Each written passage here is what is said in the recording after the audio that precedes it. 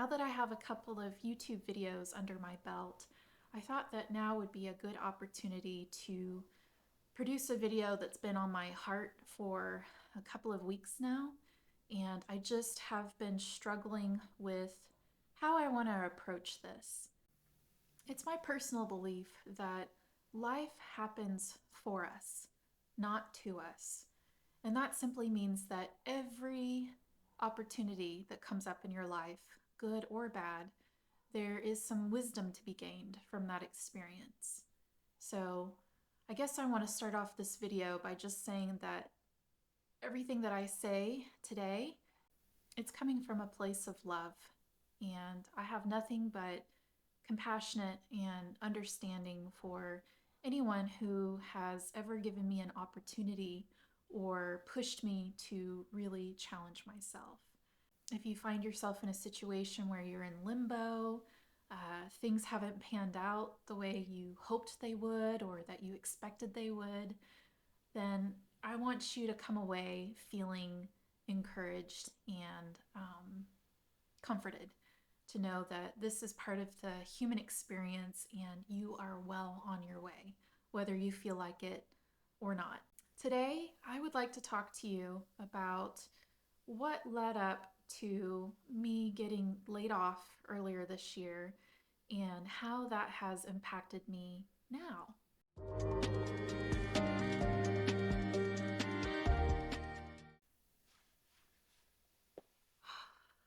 Hey guys, we're gonna do a cozy design corner chat today. I can't do it without my emotional support candle.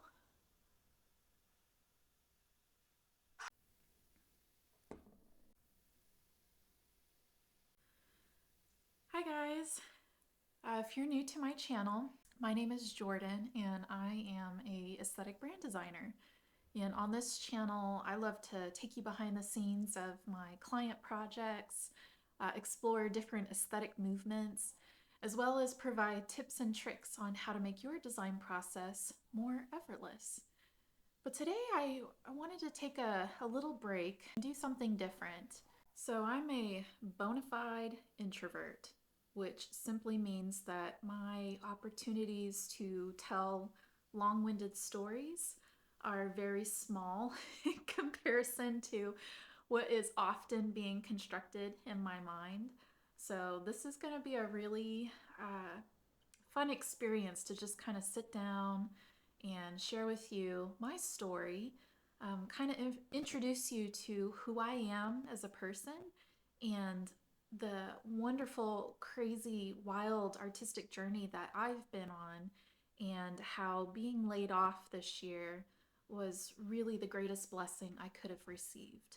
Grab yourself a cup of coffee, get yourself a snack, and let me regale you with the story of my career into becoming a digital marketing designer.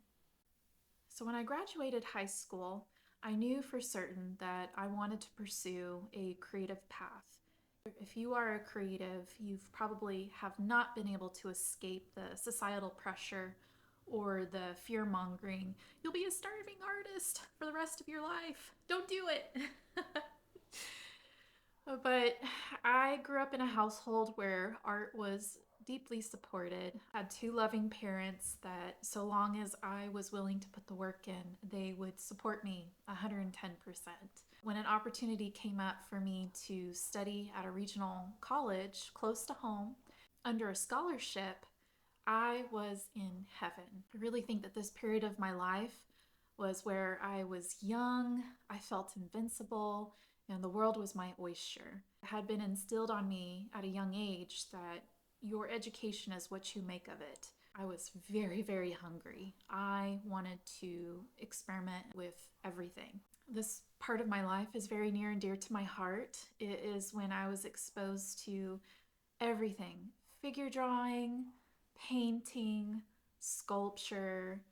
I got really involved in the Art on the Hill festival, where I did a lot of fundraising and ran the children's art tent.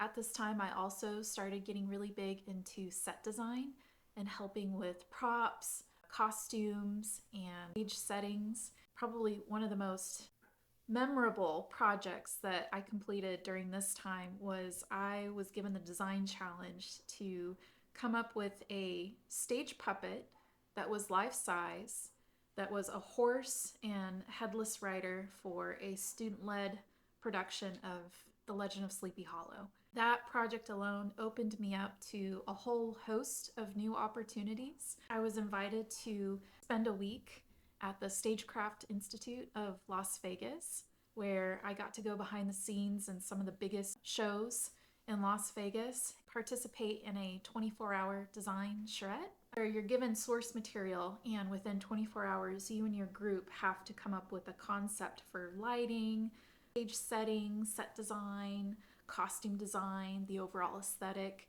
and then you pitch it in front of a couple of showrunners. And yeah, the competition, I think we got third place out of 7 teams, I think.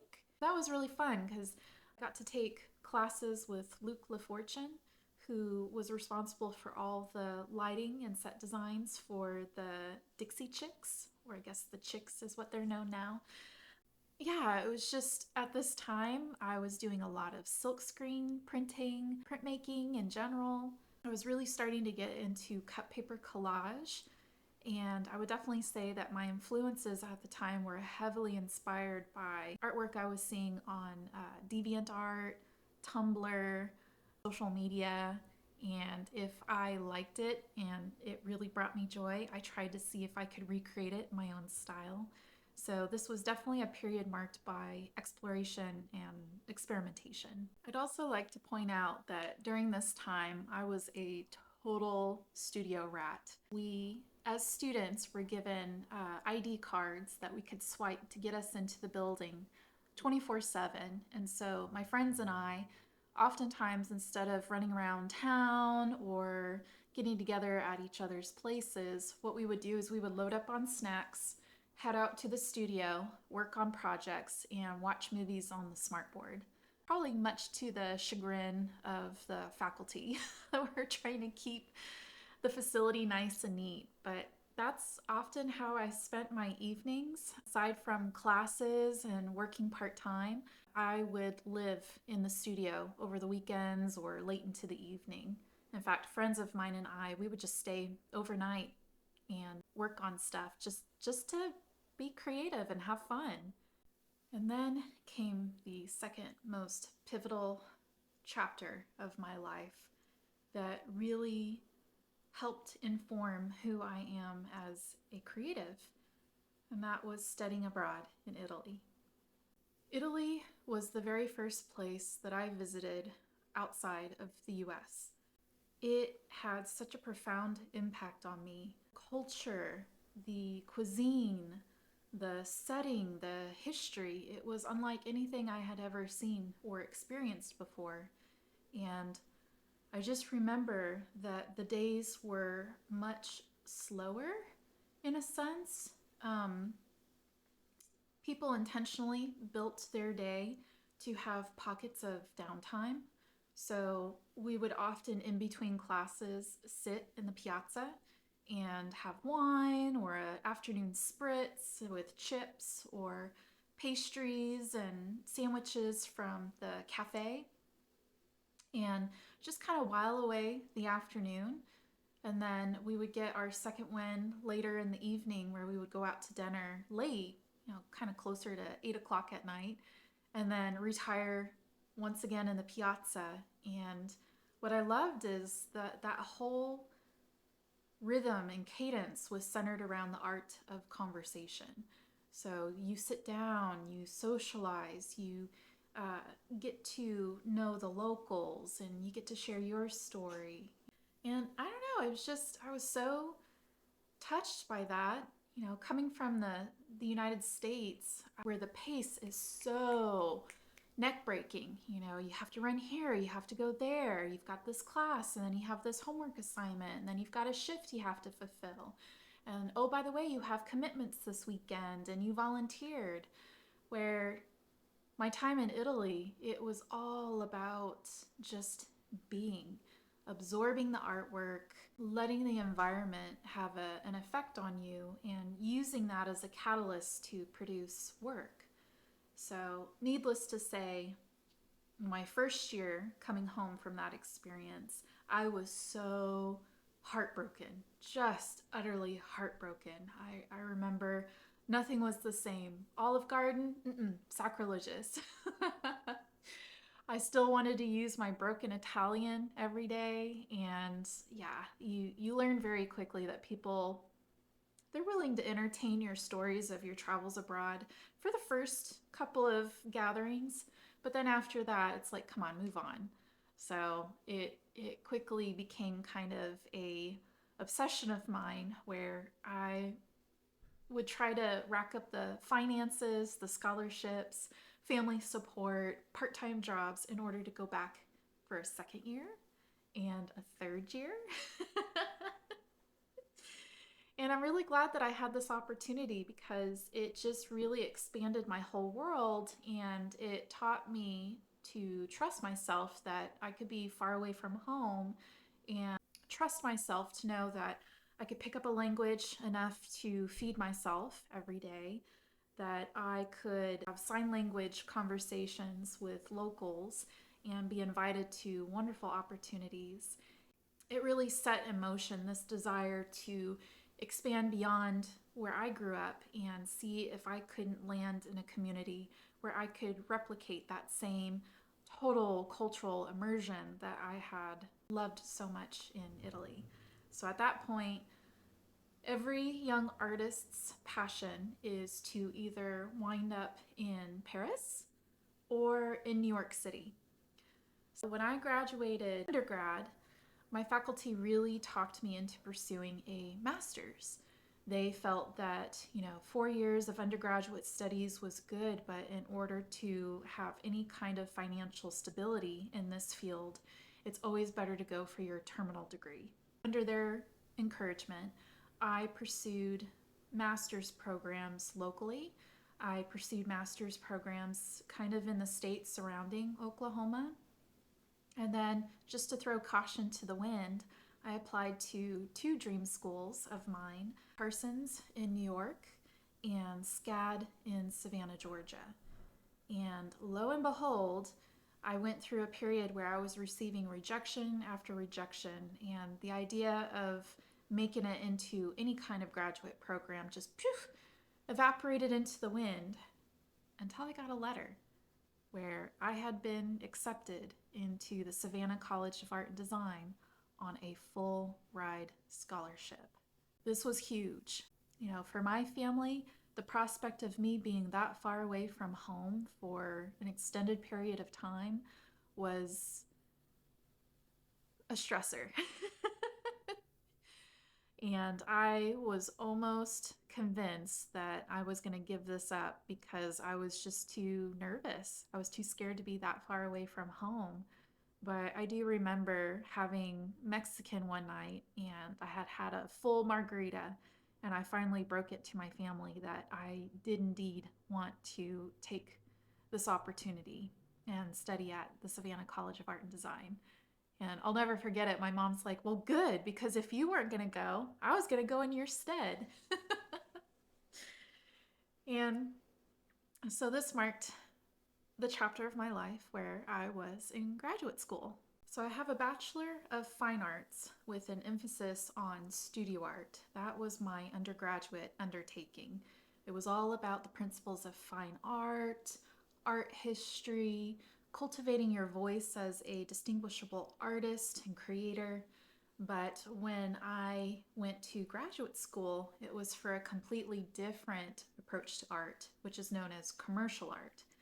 It was a very, very interesting experience to come from a formal fine art background and translate that over into a commercial art program. And whereas fine art is all about the artist's vision and their style and their originality and their institutional critique, commercial art is all about making it palatable for clients, making it accessible to a widespread demographic, having an end use already in mind and then producing the art for the end use. So the principles of fine art and design are still encapsulated in commercial art, but the artist kind of has to take a step back and divorce themselves from the work that's being produced so that the client has more freedom of, or more of a chance of successfully obtaining the vision that they have in mind. So you're kind of more of a craftsman in this role. For anybody that's in commercial art, please don't come after me if I'm misspeaking. This is all through the lens of me coming from a fine art background. There is a very subtle but very powerful difference between the two. And let me just tell you, making that transition from a fine artist to a commercial artist was hard. It was so hard. SCAD was a completely different world from my undergrad.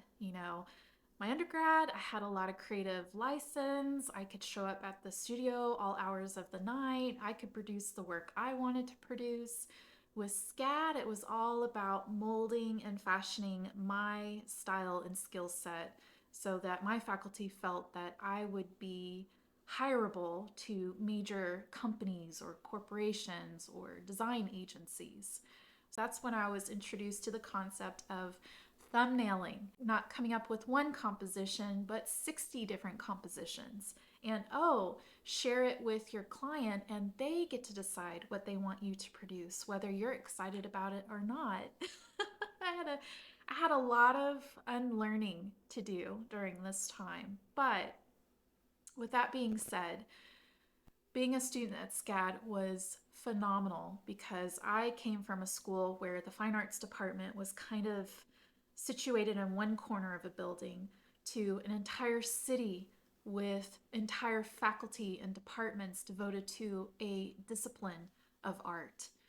If you wanted to come to SCAD and do textile design, boom, there's a degree for it.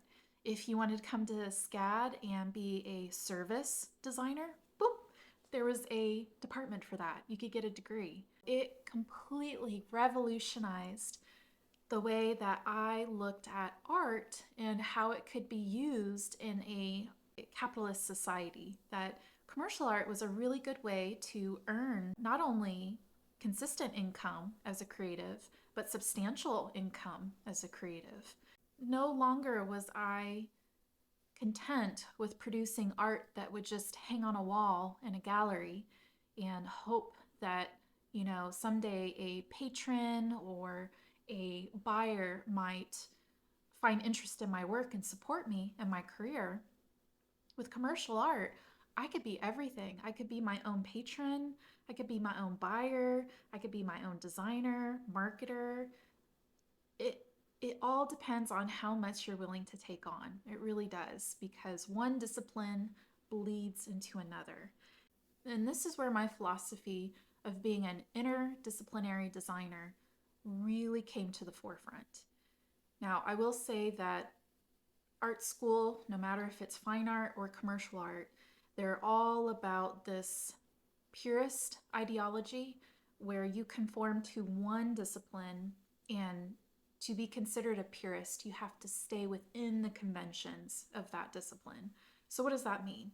So, if you are a painter, that is your whole identity. You have to just work within the medium of painting to be taken seriously, or to be considered serious as a serious artist in the fine art or commercial art world.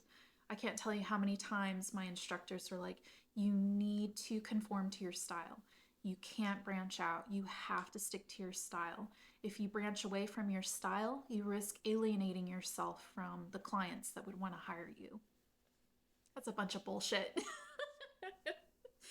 It really is. But yeah, and so there was a little bit of friction because I was there for one discipline and I wanted to explore it all. I wanted to take classes in textiles, I took classes in marketing management, I took classes in art history and visual culture. Any opportunity that I could expand my horizons, I took it. And that kind of made me a little bit of a black sheep in my department. I know it was frowned upon that I wasn't using my free electives in my program to help support my faculty within our schoolhouse of communication arts. But I recognized that my time at SCAD was very short. I'd only have 2 years, and I wanted to take advantage of that as much as humanly possible. Now, there is a dark side to commercial art, and art school is intense. It is a huge understatement to say that I had never gone through anything more rigorous or more creatively taxing than this graduate program. It was very, very difficult to navigate grades and successes when your success in the program was based on whether your aesthetic taste or your designs matched the people who were in charge of giving you grades. So, what do I mean by that? So, if you had a faculty that was known to be a hyper realistic oil painter, and you're in their class learning about composition or marketing, but your style is very flat, stylistic, and minimalistic, the chances of you getting a very poor grade in that class were highly likely.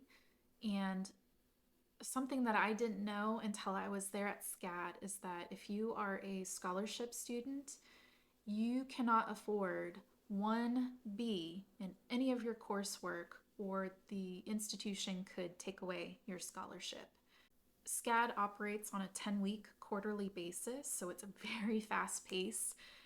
Within 5 weeks, you're already taking your midterms, and then the 10th week is your finals, and I think you're allowed to miss maybe 1 or 2 classes before your grade drops a letter. All of us who were there at SCAD on a full ride scholarship, we had to work extremely hard. We couldn't afford to miss any class. I remember having a ear infection where I couldn't hear, and I had to show up to class, and I had to listen with my other ear because this one was plugged up, and I had to go to the emergency care clinic right after class. I had classmates that showed up about having slept for more than 36 hours to just cram all of their homework in time for critique. And oh my God, the hours and hours of brutal critique where you're kind of lined up in a firing squad and your artwork is put up on a bulletin board, and the professor and everybody could tear you apart. Tear you apart, tear your design apart, make you question everything. Why are you there? What made you think that you could be a designer? it was it was boot camp. It really was. It was boot camp. They gave you an honest look at the industry and what it would take to survive in a very fast-paced, intense production environment. It was a tough time. On one hand, I was growing and expanding my horizons at an accelerated rate, but on the other hand, I started to recognize some of the loopholes.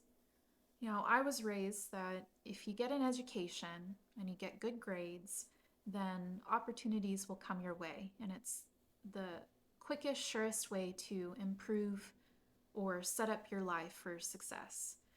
But at my time at SCAD, I was basically Rory from Gilmore Girls, where she's a scholarship student at this very fancy private school. I had to deal with issues of elitism. I had colleagues who had had a private art tutor since they were old enough to walk. I had classmates that already had jobs lined up. All they needed to do was complete their degree and they would be a art director for a huge design agency in New York. And it just made me realize that I was such a small part of this whole machine, and in order to survive and make a go of it in the commercial art world, I would have to work extremely hard. I would have to prove myself, prove that I was worthy of being there or that I was worthy of any opportunities for employment. And at the same time, I was really struggling with what I loved about Italy, where the pace of life was gentler, it was more authentic, it put the people in focus and the environment around them. Where with SCAD, I was in an environment being prepared for a livelihood where people take a back seat to the work that's being done, and it's the work that is the most important. And this industry is known to laud any creatives who sacrifice their health, their mental health, their physical health for the sake of their work. And that just, it didn't sit right with me. It made me feel very uncomfortable. I would often call home, and my family, I know that they were confused because the work I was producing was beautiful, bright, colorful, florals, really pretty stuff. But internally, I was really wrestling with my spot or my self-worth in this program and if I really could call myself a designer. I just remember being at the library, and it was commonplace that during finals week students would go without eating, sleeping, drinking water, and they would live at the library, and ambulances would have to be called a couple of times to take away students because they had worked themselves to exhaustion. And there were some faculty that if it was obvious that you had sacrificed sleep or just opportunities to restore your batteries, you were treated as if you were the real deal, that you were the real designer, and anybody that took time away from their projects to work on their sense of well-being, they weren't serious. So it was kind of a toxic environment to be in, but that definitely sowed the seed that I felt like I had to prove myself, that I had to gain external validation in order to feel as if I was a legitimate designer. And I think this is what really kind of set me up for the journey that I experienced post school when I graduated and moved to Portland. So, part of my requirements for graduating from SCAD, I had to complete a professional internship. And so I applied to a small book publishing company in Portland with the designs of moving out there and living with my sister while she was going through medical school. And admittedly, I wasn't quite ready to come back home. My parents, they said, Jordan, it's been 2 years, you're exhausted. Why don't you come home and rest and then start thinking about what you want to do for jobs? But at that time, I was just so lost internally. I kind of I had no compass. I didn't know if I was an artist, if I was a designer, if I could call myself a creative. I really struggled with doubt and imposter syndrome. And so my ego wouldn't allow me to just come back home and rest and work on letting go of all that dogma that I was carrying. Instead, I had to get as far away from graduate school, avoid home at all costs, and so I moved to Portland. Now, in hindsight, that was not a smart move because graduate schools, they help their own. It would have been better for me to stay closer to the East Coast where I had my network from SCAD to kind of help me land positions. Where the city of Portland, I think it has its own like 5 design schools, and they're really good at placing their own. It was really naive of me to kind of show up, that classic Cindy Sherman photograph of a young woman in the big city. And I just felt like I was showing up like, all right, Portland, I am here. Where do you need me? And no, that's not how it worked. I might as well have been a actress straight out of acting school, trying to land her big gig in Hollywood. only to find out that I'm on a list of thousands of creatives that are already trying to break into the industry, and that there were already tons of creatives that were already waitlisted to join the ranks in that highly competitive job market. I had to eat humble pie. I went from having very lofty expectations of, oh, I have a master's degree. That means I'll be able to find something with a good salary. My sister and I will be able to go out and buy furniture, and I'll be able to do this and do that. To within a couple weeks of completing my internship, yeah, I was working minimum wage jobs. I had two at the time, just really lost. My publishing internship was really fun. That was my first taste of dealing with manuscripts, getting to sit in on the marketing meetings when whole campaigns were crafted around an author that was getting ready to either debut, release a new book. And I got to volunteer for their writer's residency, where students earn scholarships in order to do an intensive writing experience with notable authors. And so at that time, I really started getting interested in copywriting and writing for my own purposes. I had a couple of book ideas that I was kind of toying with. The internship I had, it wasn't paid, but they paid you in books. And I love it to this day. If they've published something that I'm interested in, I can call up and be like, hey, I'd really love to read that book. Can you send me a copy? And they were really wonderful because the art director and the senior graphic designer at that time were both very chill, very relaxed, and I had just come from an environment where my faculty were intense and on stage, and they had quotas to meet by the end of the week. That environment, so I was just very intense and didn't really know how to place myself, and but it was good. It was good. That was a really wonderful experience. Now, even though it probably wasn't smart of me to completely remove myself from my network of opportunity, I will say that my time in Portland was hugely beneficial. I really had to bootstrap. I really had to find a way to pay bills, but also keep my dream of being a creative alive. And with that hunger, I was still searching for validation in the external world. And I remember landing a couple of jobs where I worked for a PR firm as a temp. And I remember showing up in a sport coat, and I had copies of my resume just in case I had the opportunity to pitch myself for a job, only to find out that I was just hired to box apples for the day. But I didn't give up. I reached out to nonprofit organizations, and I met a wonderful friend, Ashley. She gave me the opportunity to work on grant writing.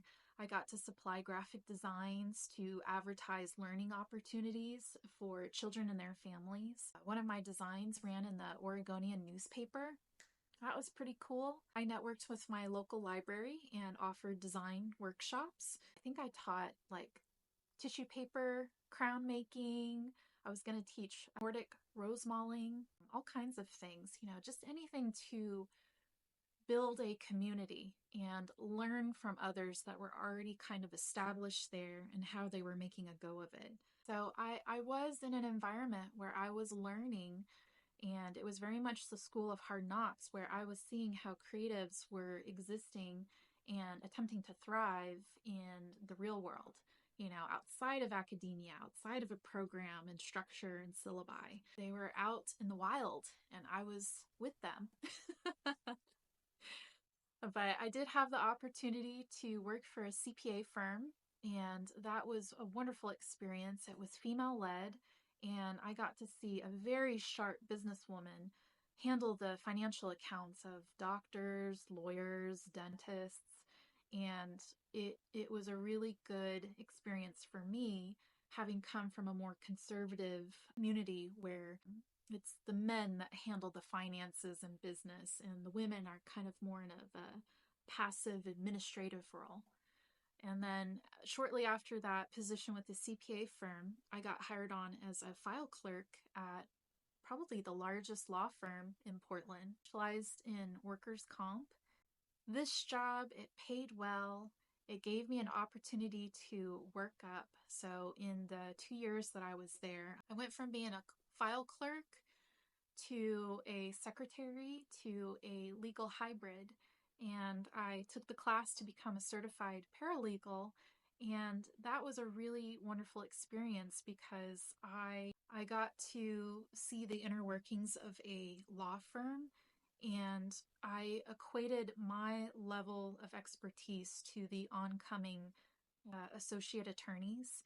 And so I got to kind of live vicariously through them to see how they were mentored, what opportunities they were given to become a part of the firm, what cases they had to learn and the jargon. And I had this desire that I wanted that experience too, that if given the opportunity, I would love to prove myself as a creative and become a part of a partnership. I really attribute my time at the law firm to this growing desire of I'm not ready to give up. I still have it in me to be creative, and I knew at that time I just lacked a bona fide opportunity to prove myself. Again, this desire to prove myself.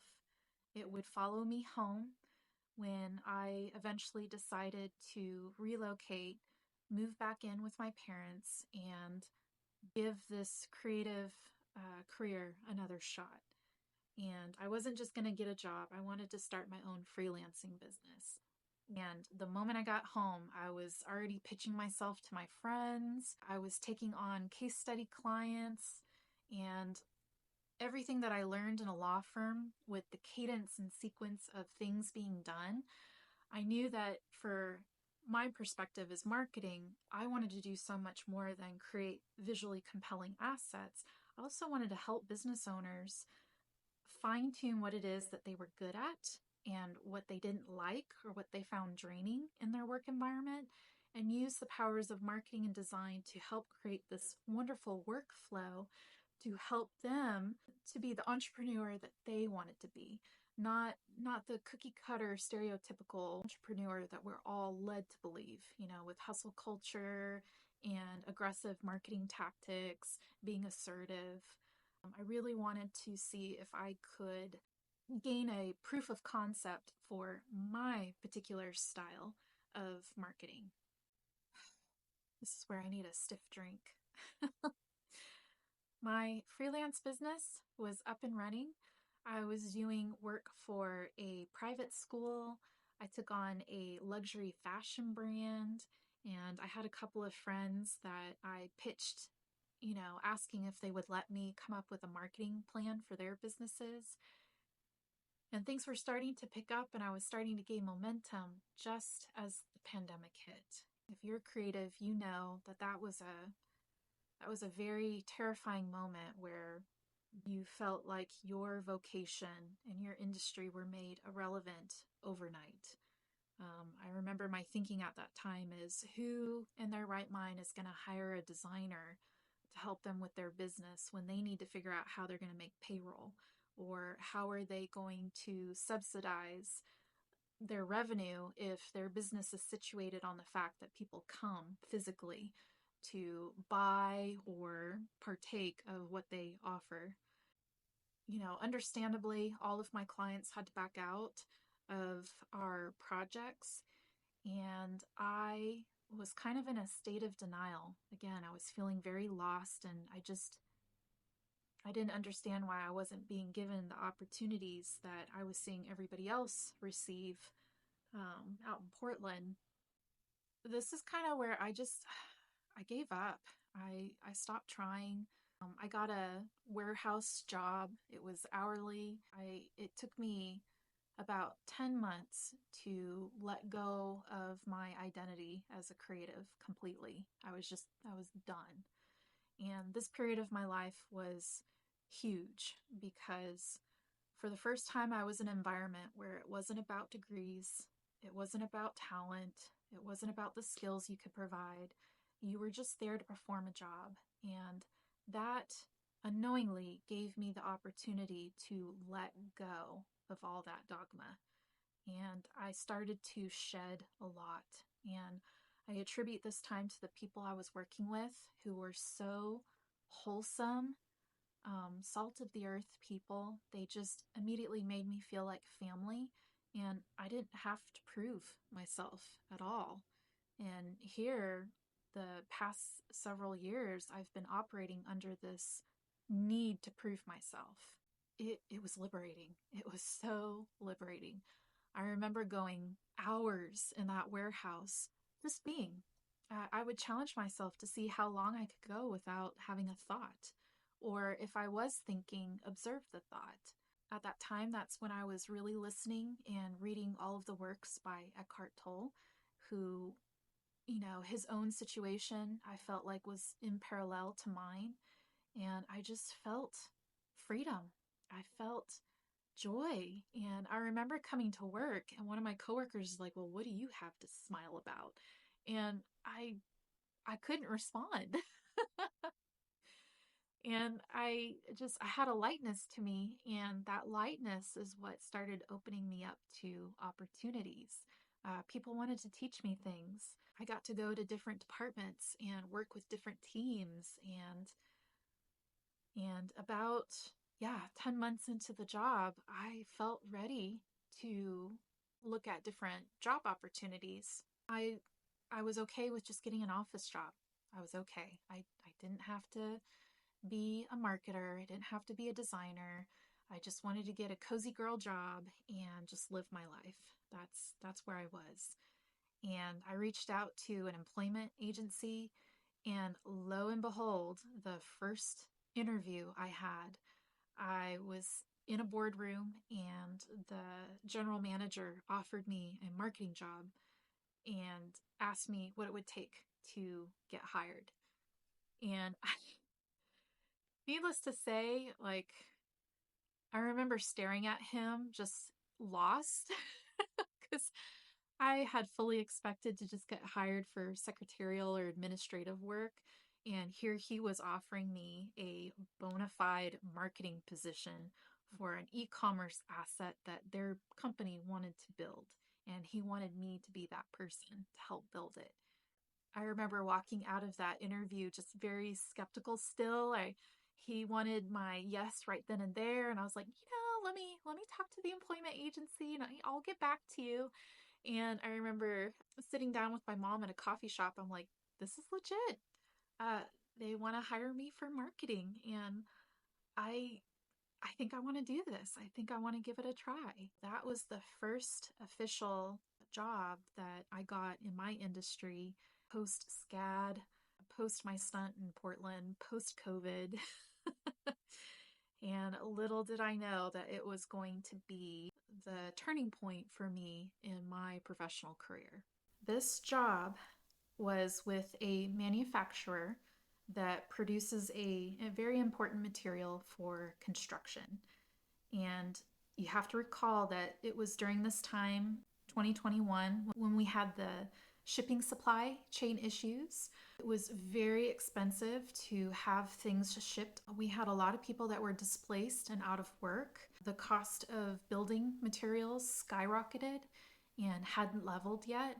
So I was tasked with growing our e commerce website presence to help improve it as a financial asset to the parent company.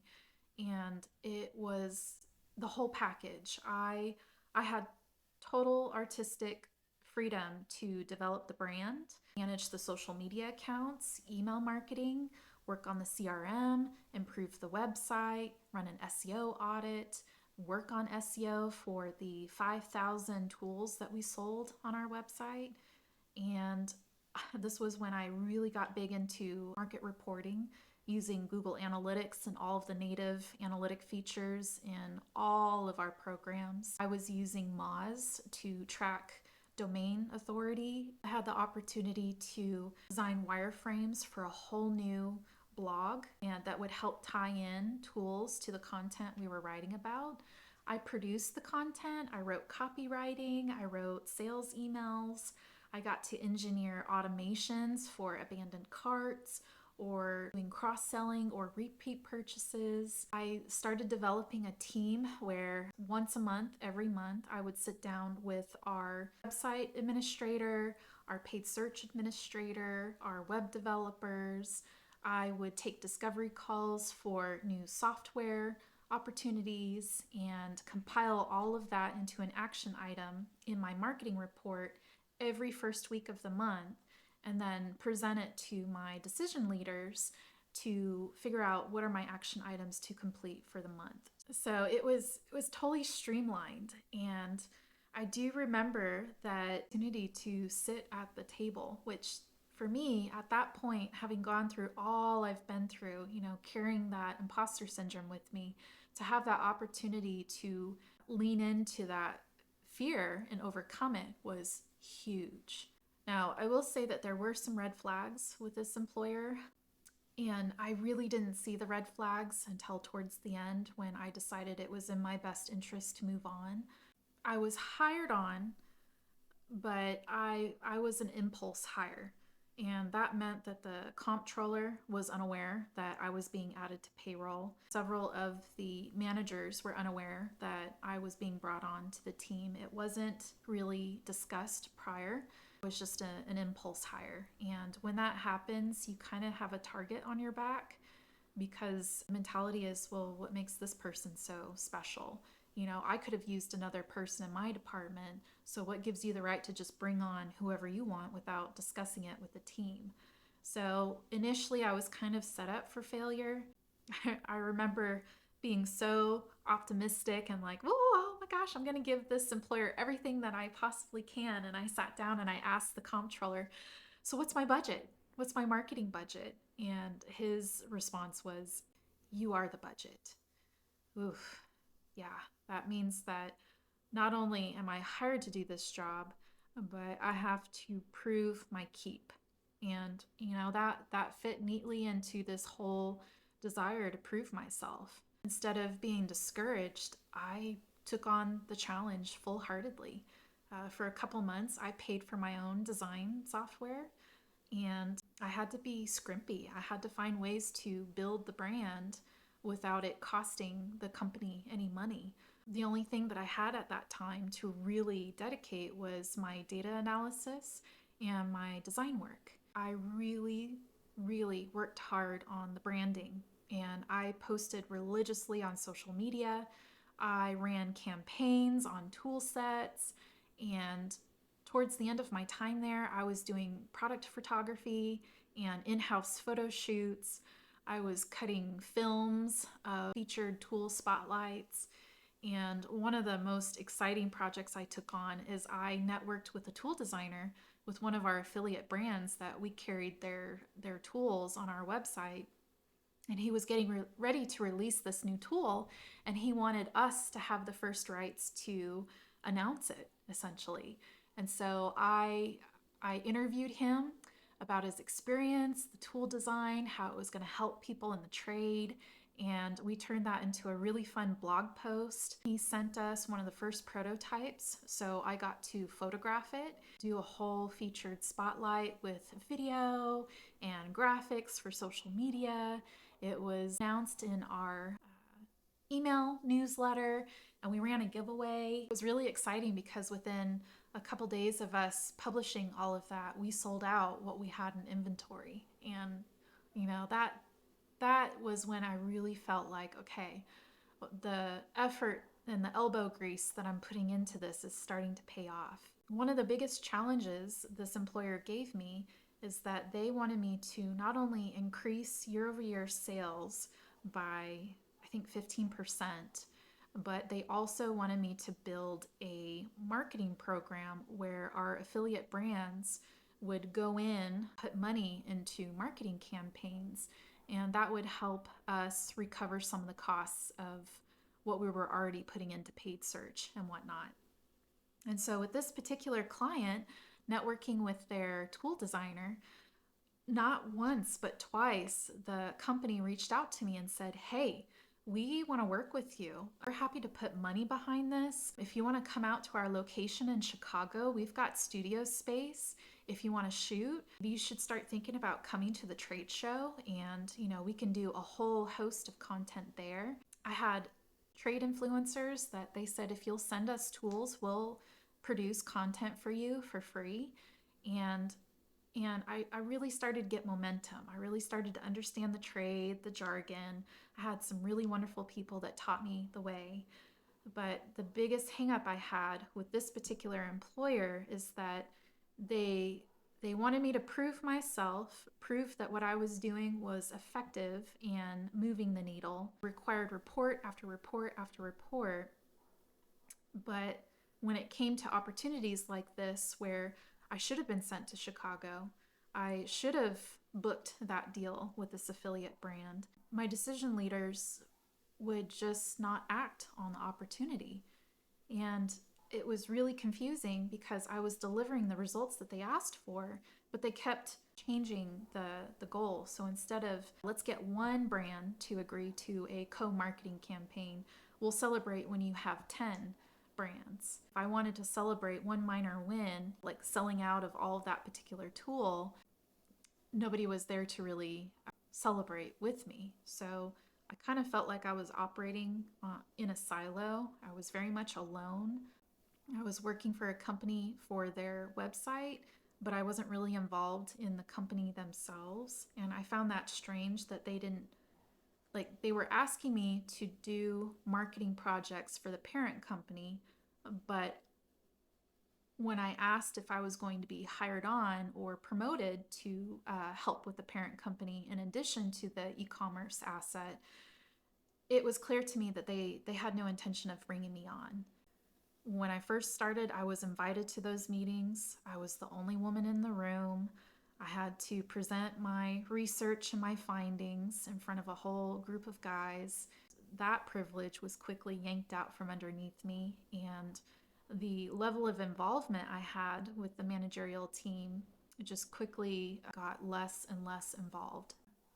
My time with my supervisor, the general manager, was reduced to a 1 hour meeting once a week, and he liked to call off or reschedule that meeting. So I would go weeks without any kind of direction. I would just be in a position where I had to make executive calls on things. I quickly realized that the reports I was producing every month, they were either not getting read or they were being presented as if they were someone else's work. I caught on to that very quickly.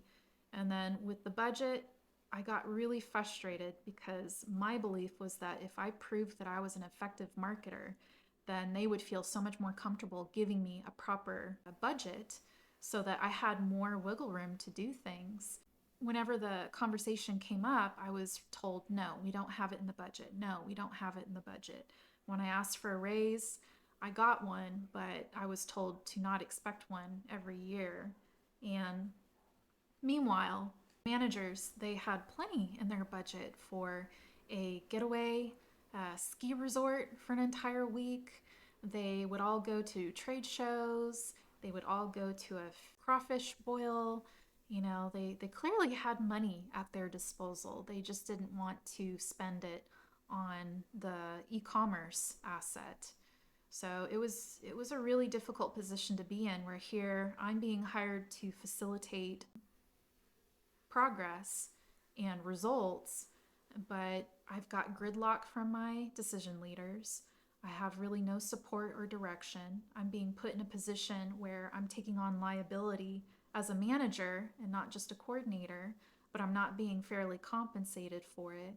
And just a couple of other sneaky things that just didn't sit right with me. And all of this kind of boiled to a head when the president of the company just out of the blue one day cornered me in my cubicle and basically talked to me like a dog and wanted to belittle me, just wanted to make me feel small. I don't know what overcame me, but that was the breaking point where he was nitpicking and critiquing what I was working on. I think it was a graphic design for a banner. And I remember just kind of pushing my laptop away and saying, "Here, why don't you sit down? Since you know exactly what you want, I'll let you mess with the design. I'm going to go step out and get some fresh air." And before I could make it to the door, I said, I worked really hard on this design. And had you not interrupted me so sharply, I would have been able to explain that I have not changed the design. All I did was I swapped out one low resolution file for another so it would print crisp.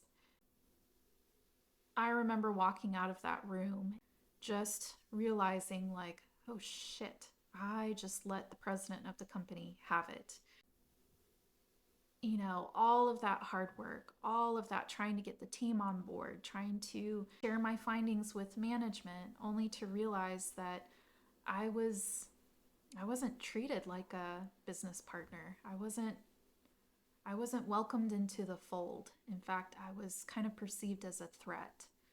So when you tell off the president of a company, you can't expect any changes. Business owners are within their full rights to run the business that they want to run, and it's up to you whether you want to conform.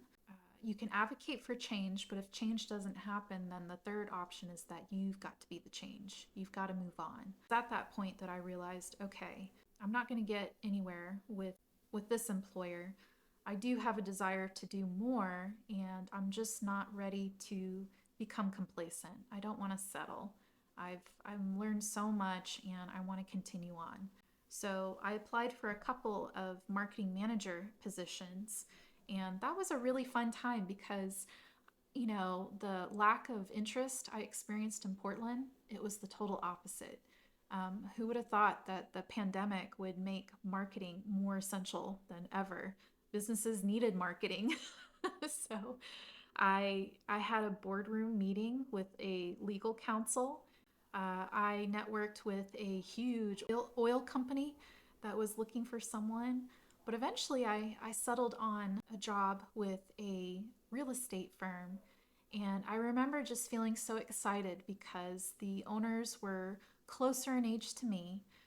They were go-getters, very outgoing. They had big ideas, and they understood the importance of marketing, because marketing and real estate, they go hand in hand. When they offered me the position of design and marketing manager, I took it and I was so, so excited. Like my previous employer, this new group, they did have a budget. They did have money to spend. They knew that marketing, you get as much out of it as you put into it.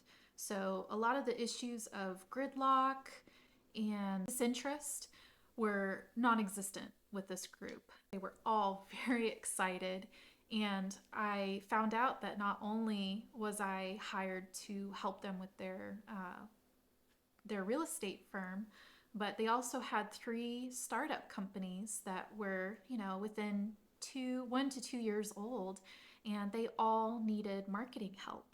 So I had this wonderful opportunity where I could go in and build infrastructure, setting up analytics, setting up an email repository, some kind of CRM, making sure that the websites were up to snuff, that they had appropriate SEO, and that they were converting.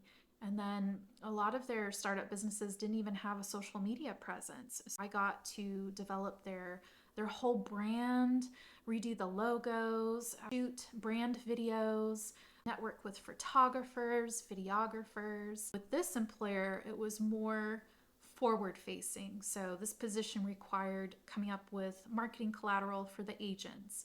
It required coming up with social media, newsletter topics, preparing for fundraisers. Within 4 weeks of being hired, I successfully launched a client appreciation event, and that was really fun because that included caterers, that included a restaurant, a really fun venue that we had, musical talent. I got to produce all of the brand material around the event, so coming up with graphics and doing giveaways and coming up with merchandise. And with this group, real estate agents, it's all about the swag, right? So in addition to all of that, oh my gosh, I got to work on hats and high-end shirts and pins and cups and keychains, and the aesthetic was so important. For a time, I really thrived in that environment, but I did still carry over that chipped shoulder where I felt like I hadn't been able to realize that need to prove myself with my previous employer. I probably subconsciously overextended myself with this new employer by trying to give them the world and saying yes to everything and taking it on and taking personal responsibility. I went from having to please one supervisor to having to please 8 different supervisors. Whereas my previous employer was really good about structure and making sure that all of our creative pursuits were based on factual, data-based knowledge. This employer had an inverted marketing triangle where it was very little market research and a whole ton of creativity, where you're basically just throwing everything at the wall like spaghetti to see what sticks. So it was a very different environment for me, but I will say that, my gosh, I being able to overcome things, like I was in 1 week, it was perfectly logical for me to not only craft a booklet for printing, but also work on a monument sign for the new business location, network with billboard companies and find out quotes and prospects for a billboard campaign, and write a newsletter on the situation of the housing and land markets. And develop a whole new t-shirt line for incoming people, or network with photographers on the aesthetic of how we want our headshots shot, or run a paid competitor search campaign. I mean, it was really fun. It was really fun. It was unlike anything I had ever experienced. The problem with me is I'm an introvert, and in that role, you really flourish with that group if you're extroverted. And what I mean by that is that you refill your batteries by putting yourself out there and doing it all. Where me as an introvert, unfortunately, it drains my battery if I take on too much without adequate time to recover. Very quickly into this position, I think I had carried over burnout from my last job, trying to tackle so much with not only this new employer, but their 3 other startup companies. I was burnt out. I was extremely burnt out. And it's a shame, but it came to me being at the breaking point to finally be honest with my supervisor and just say, hey, I don't know if I can keep up this momentum. None of our processes are streamlined. I'm reinventing the wheel every time. And I kind of knew that there was some issues because this employer had a kind of like a turnover cleanse a couple months prior, where their whole administrative office had turned over and they were hiring all new people. And when I would go in and look at the previous marketer's work, it was really hard to put 2 and 2 together. What was being taken care of? What was in my review as the new marketing manager? I would say that that was probably the greatest obstacle in terms of reaching sustainable progress, is that we had no consistent rhythm. And the decision leaders were always rolling out new policies, and they would decide on one action item, and then 2 weeks later that action item priority would change. I will say that they did give me a handsome budget to work with, and I was promoted. I was giving a substantial promotion. When I had concerns, and if I raised them in the meetings, they would listen. And they wanted to change. They wanted to implement and be an agent of change. But I think what happened is that I had to take on so much mental load. It was an environment where if you said yes to everything, you were in the circle. If you said no to things, that kind of made you an outcast.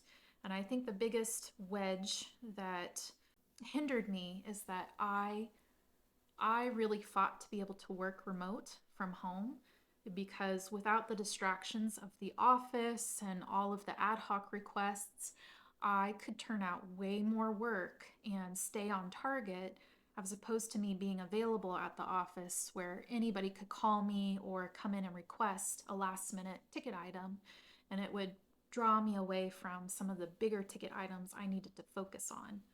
When we moved into the new office location, it was expected of me to join the group, and I have to say, they gave me a beautiful office, and it is a very beautiful space. But I just knew that I would be taking on all of that chaos, and it would really cause me to struggle with getting my action items taken care of. I rallied, and despite my heavy burnout, I resumed all of the action items that they wanted me to handle. So I started working on a merchandising website and networking with a third-party vendor who could build the website interfacing for us. And she could also curate all of the items that we would have embroidered or silk screened in our shop. I also started working with another vendor on the overall design of our new monument sign outside the office space. And I had never taken on anything like that, so it was really intriguing to learn about the different contracts and permits you have to have within city limits and the actual cost of monument signs. Like the next time you drive by, a shopping mall or a casino, whatever signage they have on the outside, you're looking at least $40,000 just for that sign and materials. But it comes with warranty, and the materials are built to last. And in Oklahoma, everything weathers really quick. So, but anyway, needless to say, when I started reporting back to the office, they did, or no, actually, it was the time that I got a raise. They decided that yes, they would hire some help for me and help take off some of the workload so that I could focus on some of the projects we had in the works for their startups. I was really excited because at this point, I had been a lone wolf. I hadn't had really anybody in my field to work with or collaborate with. So the prospect of having another marketing manager, I was so excited, so excited. And who they hired was absolutely perfect. Still really good friends to this day. But I will say, initially, I was supposed to be involved in the hiring process by sitting in on interviews. When I did sit in on the interview, it was very clear to me that they already had every intention of hiring this individual. And what concerned me, or I guess what really threw me off, is I had already invested so much time in working on all these different company initiatives, and I was working really hard to communicate through email, text, phone calls, interfacing to keep all of the decision leaders informed on where I was on different initiatives. And in this interview that we had with this candidate, it was like all of that work was just kind of wiped to the side, and they were asking her if she could do certain things.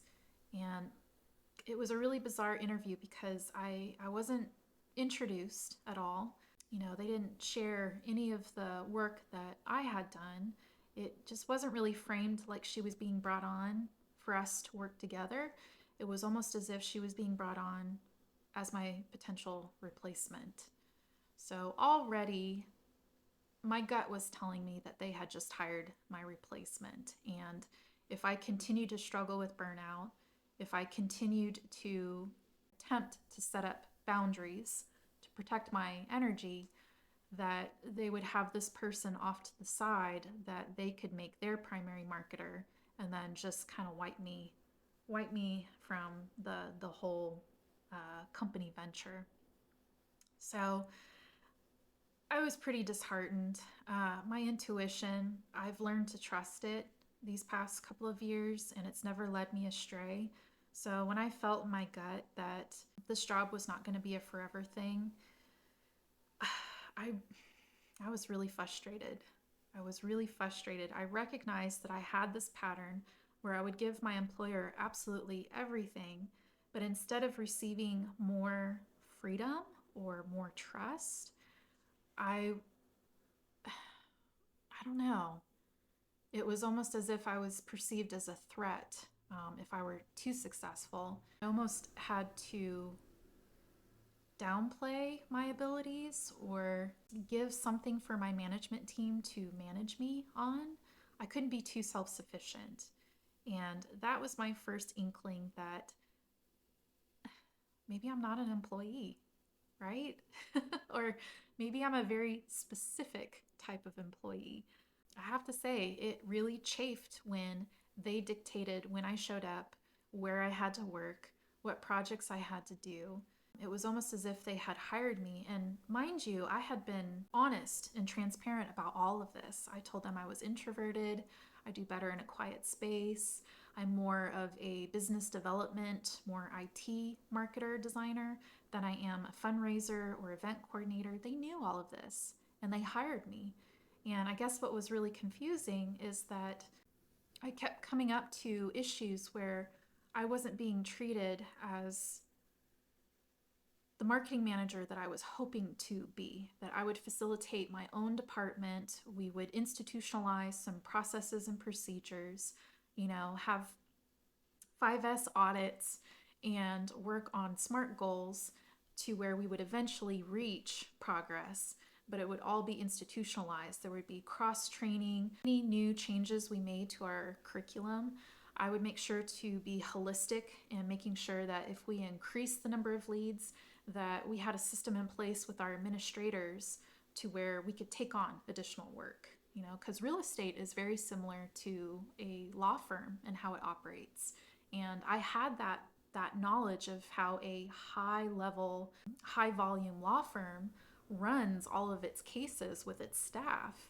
And I was trying to implement some of that with this real estate firm because at the time I thought the overall objective was to bring in more business to help support the independent contractors who were our real estate agents and build the firm and kind of mimic the success of Keller Williams, where instead of just one office, we would have multiple that would open across the United States because our specialty was in land.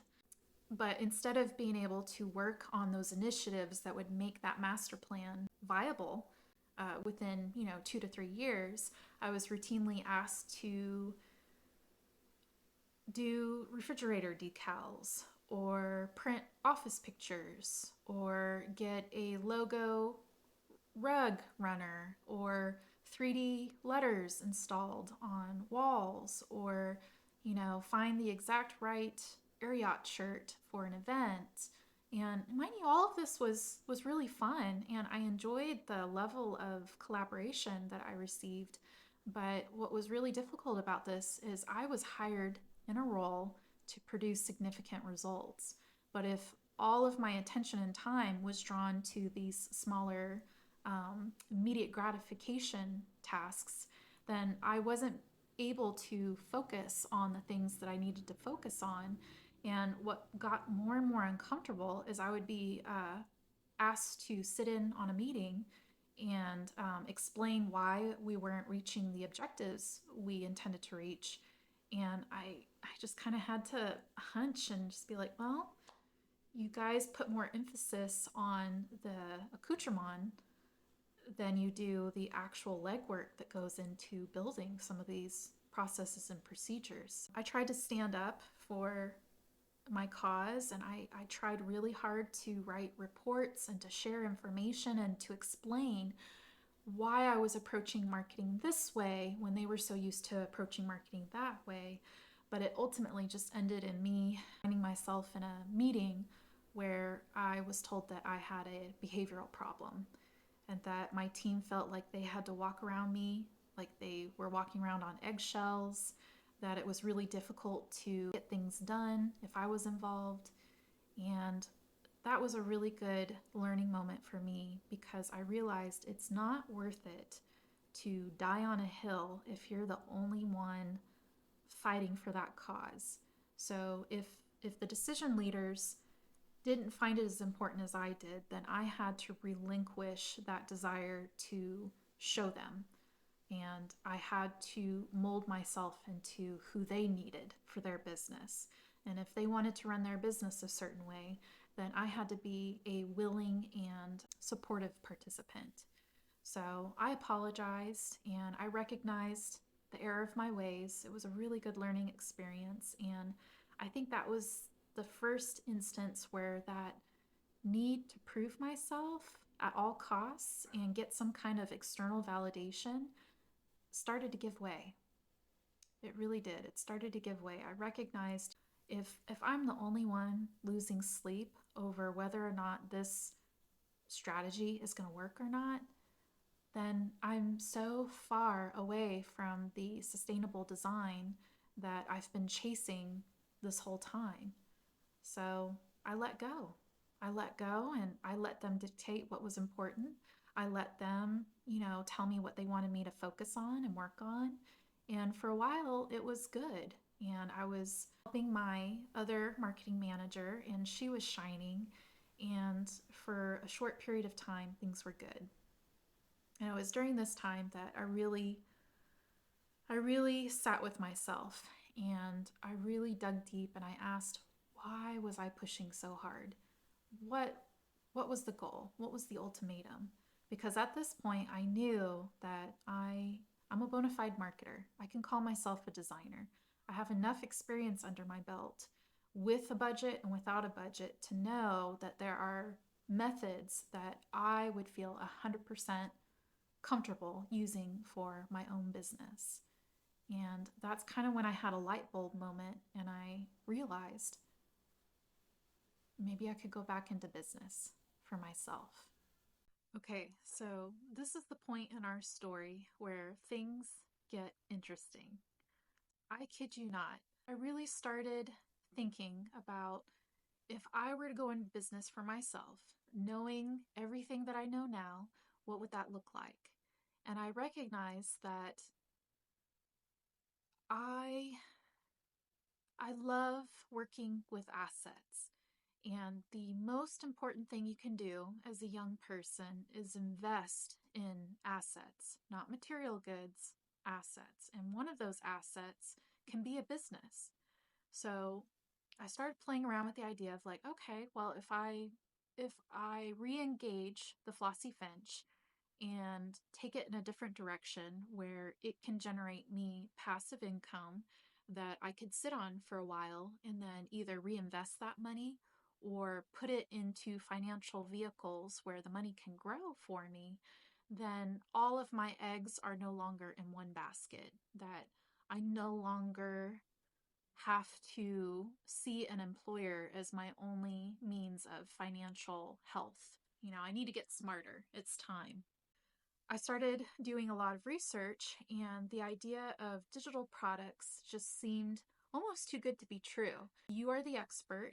You produce a digital asset once, and then you make it available for purchase under a business license, and you can sell it into infinity. And what I really liked about this business model is that I could pour my heart and soul into the digital products I wanted to produce and then make it available online to a global audience where like minded individuals would find me and purchase my work. And I really started getting excited with the possibilities with that, that instead of giving all of myself to the external world, I could turn around and give all of that to me and concentrate all of that marketing and design prowess into my unique vision. And it was like an overnight thing. I remember getting really sick. I remember having a panic attack and just having this visceral feeling overcome me like, if not now, when? And I reached out to my parents and I talked to my mom and I said, we need to restart the family business. We need a family business. I want to restart my studio, and instead of just working for work's sake, let's work towards something. Let's build assets that we could sell if we had to. We could rely on in the near future because, inflation and I think the fallout from all of the civil unrest and the repercussions of the pandemic, they're here to last for a while. So now more than ever, we need to be smart with investing money, business, and It was like, I don't know, I just started shining. I was really excited by the prospect. Everything that I couldn't realize in all of my jobs, I realized, well, the only person who's standing in my way of me doing it is it's me. I'm the one. I'm the one that needs to give permission to make this thing a reality. And it was the craziest thing. That weekend, I had that conversation with my mom, and that whole weekend, we sat down and we talked about the perceived benefits, the unperceived consequences. We wrote down a business plan. We jot down all of our ideas, and I was so excited that I just couldn't contain it at work. And I think that Monday, right before I was let go, that Monday, I was in a drive-through getting a coffee, and the license plate in front of me, um, it it was a sign. It was definitely a divine sign that I had made a decision on something that was going to change my timeline forever. And I don't know if you believe in angel numbers, but the sign I received was JJJ 999. And, it's hard to ignore when it's three letters of your first letter of your name. And then the significance of nine is that that is a ending. That is a portal that you're stepping through, and it's a point of no return. So to see 999, that was a clear and direct sign that something was about to happen to confirm that the decision I had made was, in fact, the right decision for my higher self. And the next day, I was called into the office, and in terms of being laid off, it was probably the most gentle, compassionate, and most unexpected um, thing to happen. I know these guys. They could see I was struggling. They knew I was losing interest, or I didn't have the spark that they needed, and it came as a very difficult decision to make, but they were fully prepared for me to react negatively. And but I caught them off guard when they said, Jordan, how would you feel about continuing working with us but as an independent contractor? And that was a very compassionate way of saying, hey, we have to let you go, but we'd love to continue working with you as a independent contractor. We just feel that you do so much better operating from that space, and the demands that we have of you right now in this office, it's not going to allow you to operate like that. And I just lit up. I lit up. I was so excited because I knew, I recognized the sign from the day before that something was going to happen. And I just I trust that the universe is always working in our favor and that everything happens in divine timing. So I took this as a huge sign that yes, I was ready. I had learned all of the lessons I needed to learn.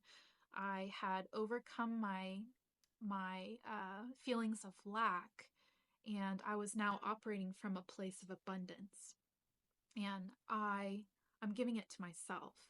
So just know that when you reach that point in your career, expect things in life to fall apart around you because you have just made a huge paradigm shift.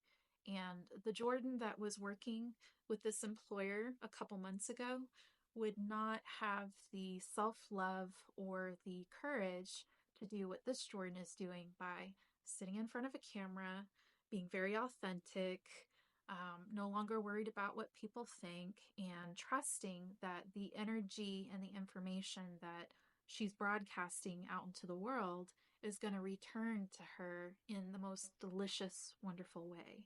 So I'm really happy that it's taken me some time to work through all of these emotions, but to be able to share this story with a uplifting turn of events. Um, I since I was laid off, I have had the most wonderful summer to not only work on my business, but work on the family business. I've had the opportunity to travel and reconnect with friends and family that I just haven't been able to see. I have learned so much about YouTube. I've learned so much about e-commerce. I have been able to develop a whole library of digital products that are available on sale for on my Etsy shop. And what I love is it is connecting me with the right kind of clients that appreciate me for me and my style. So I recently got to work on a luxury hotel in South Africa. I got to translate my designs into French for a clairvoyant tarot reader, and I'm now working with a social media manager. And it's just all of these opportunities. I would have never, ever thought that I would be doing this a year ago. And I just want to share that sometimes you have to go through the difficult things in order to learn what it is that you do want and what you do want to pursue. And so I have no doubts. I have no regrets. I know who I am. I know what it is I want to do as a creative. And life is what you make of it. So, as long as you're looking for external validation, you are going to always be given opportunities to learn how to love yourself, to learn how to recognize that you are an abundant, untapped, creative being, and no external forces can take that away from you. And so, if you are a creative watching this, and if you've made it this far, thank you so much for watching. And I hope at the very least that it gives you reassurance that as a professional, you are going to encounter situations like this. You are going to be laid off. You're going to be treated as a threat. You are going to have obstacles to overcome. But so long as you are more interested in facilitating your personal growth from a place of love and not ego, then these are some of the most powerful teachers you could ever ask for.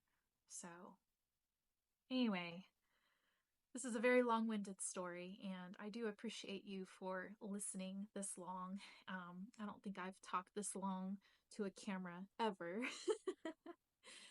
But like I said, I hope it calms some of your fears, and just know that this is part of life. And if you find yourself going through this patch, I really think the nature of work is evolving, and it's definitely a topic I want to discuss more on this channel. The idea of what the 3D world of work has been and what this new 5D work reality is going to be.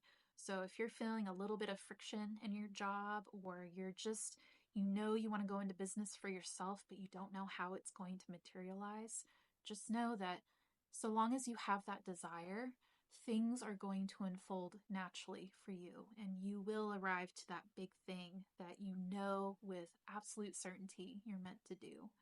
So I'm going to leave it at that, and before this video just gets ungodly long.